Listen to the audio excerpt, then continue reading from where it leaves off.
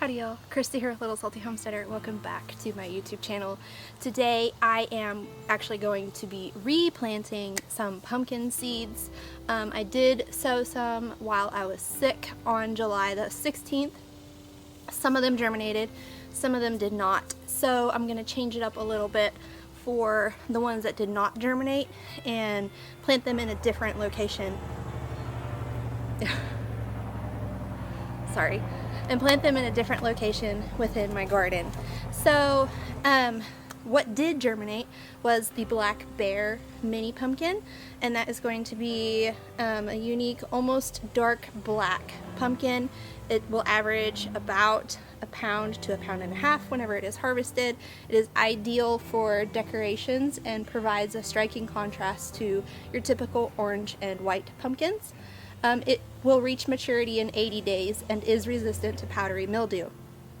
Additionally, it is a heavy feeder, so it's going to require quite a bit of nitrogen, so I am going to have to make sure I keep up with the fertilizer on that. It is a semi-bush plant, meaning it's not going to have long sprawling vines, so I planted those right in the center of my okra raised beds that are along the fence. And they're possibly edible. I could not find anything confirming or refuting that, so I'm not entirely sure. The varieties that did not germinate are going to be the spark pumpkin and the mandarin. So the spark is a true mini pumpkin with yellow and orange skin with deep orange stripes. It's going to average half a pound at harvest, so it's going to be very small.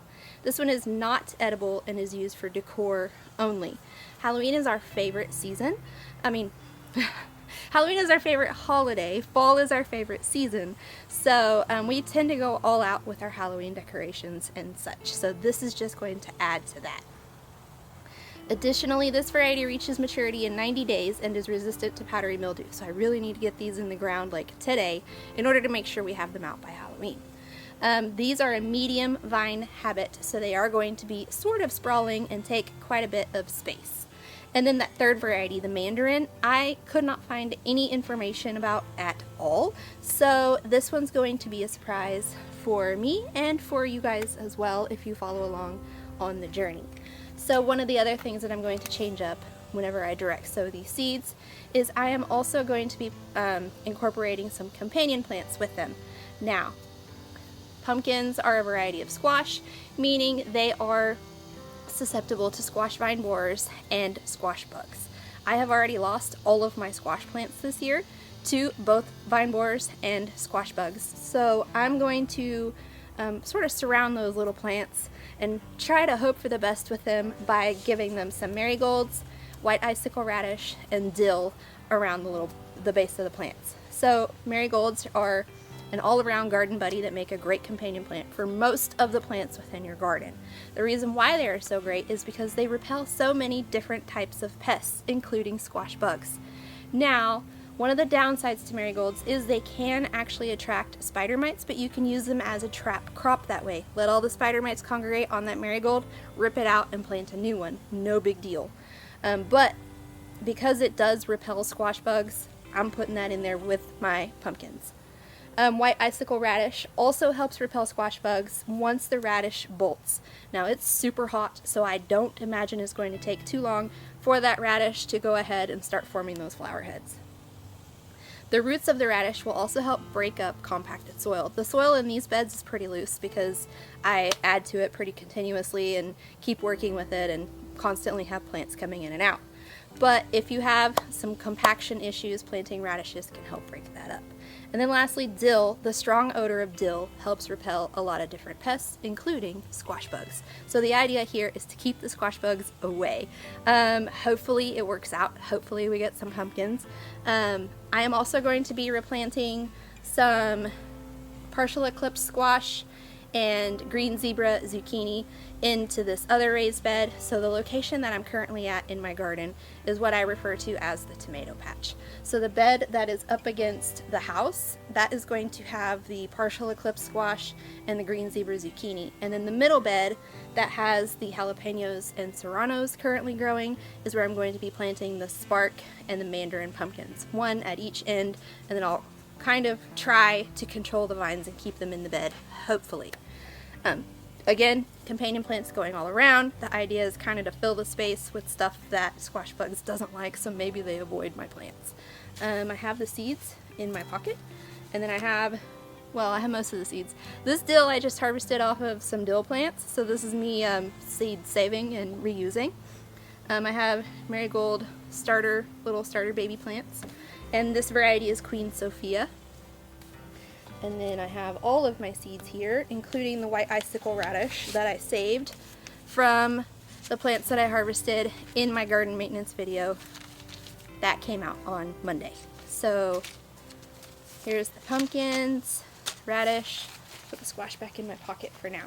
So I'm going to start at this end, and I think on this end I'm going to put Spark. No, I'm going to change that. I'm going to put Mandarin over here because we don't know what this one is going to do. I don't want it to trail out into the walkway over there where I won't be able to get down into this bed without walking all the way around my yard. If it kind of goes that way, that's okay. We don't really do anything over there anyway besides mow and weed eat. So Mandarin will go at this end that's closest to the neighboring fence, and then Spark will go at the other end that is closest to my patio and my green stalk gardens. And again, the self-saved white icicle radish seeds, the dill, and the marigolds will be planted around each of the seeds that I sow, including the squash in this bed. So I'm gonna change the camera angle and start planting, and you guys will get to listen to some hopefully calming, peaceful music.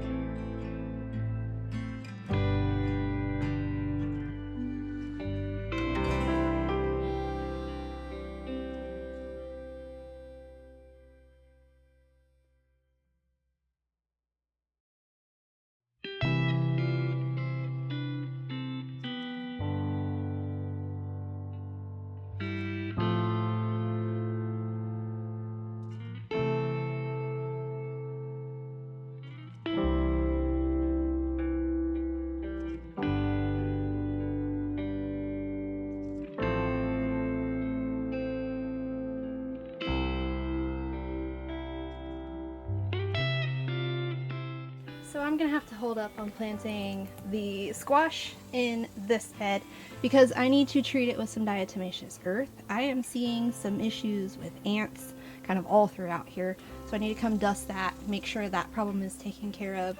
It looks like they're kind of trying to get after my earthworms that are in here, and I don't want that. So I'm gonna treat this before I plant those squash, so I guess stay tuned for that. But I did get these planted. I just need to come through with a watering can, water everything in really well. It is super hot out. Of course, you know, the time that I have to do this during the day is the hottest time of the day, of course. So I'm going to use an entire watering can. It's 2.5 gallons, I think, to water this bed, get the seeds watered in well, and then work really diligently to keep the soil moist enough for everything to germinate.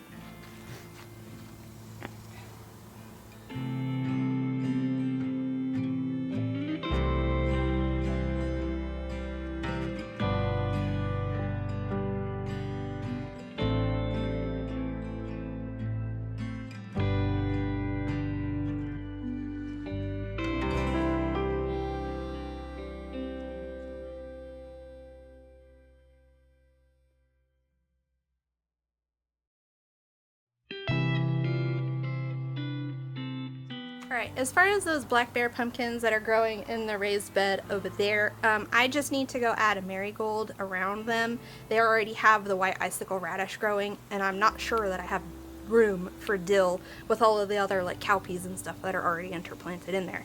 So that is all I have for you guys today. Just a quick seed sowing informational video. Fall gardening is ramping up, so there's going to be a lot more seed starting and direct sowing content from me. A few more how-tos coming up. Somebody asked for like an in-depth watering guide, so I'm going to try to put that together and get that filmed and out for you guys. But if you liked today's video and you would like to continue to see how the fall garden progresses, please like, subscribe, comment, do all those different YouTube-y things. Otherwise, until next time, go find a way to get those garden manicures. Bye!